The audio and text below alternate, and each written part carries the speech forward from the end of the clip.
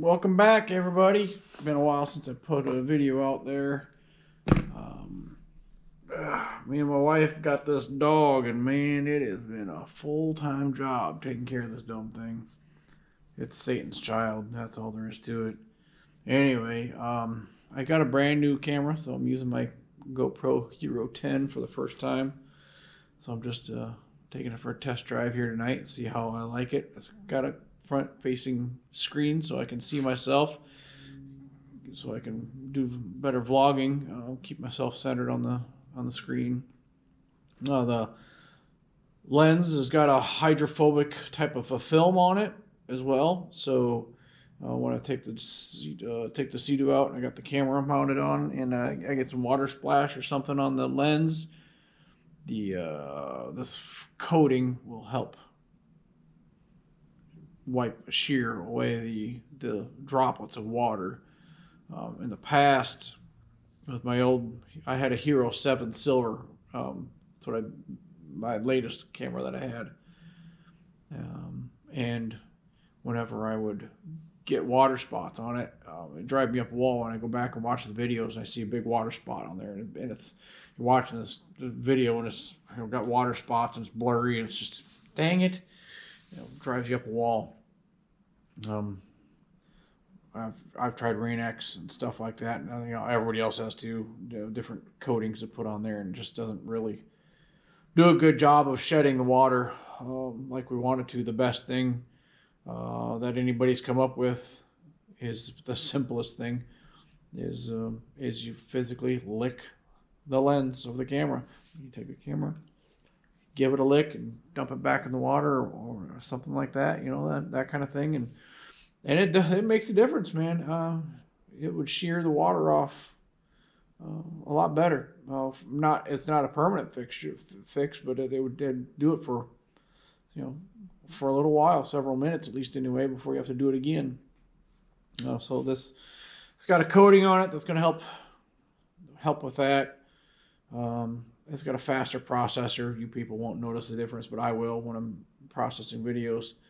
Editing and stuff like that will be a lot faster for me, so supposed to be twice as fast.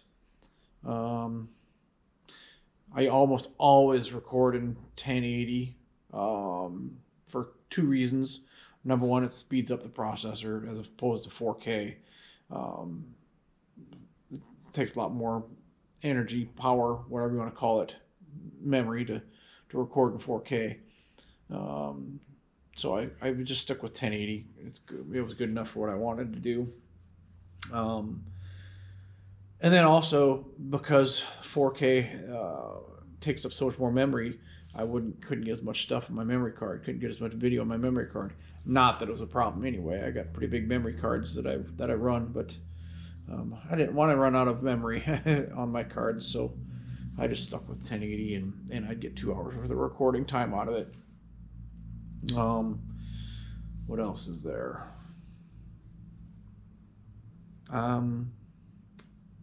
This camera's a little bit bigger, and it's definitely heavier.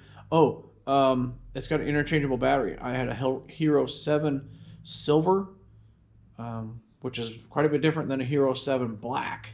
Black was the top of the line at the time, but the Silver, of course, is the next step down. And the Hero 7 Black, if I understand correctly, it had an interchangeable battery.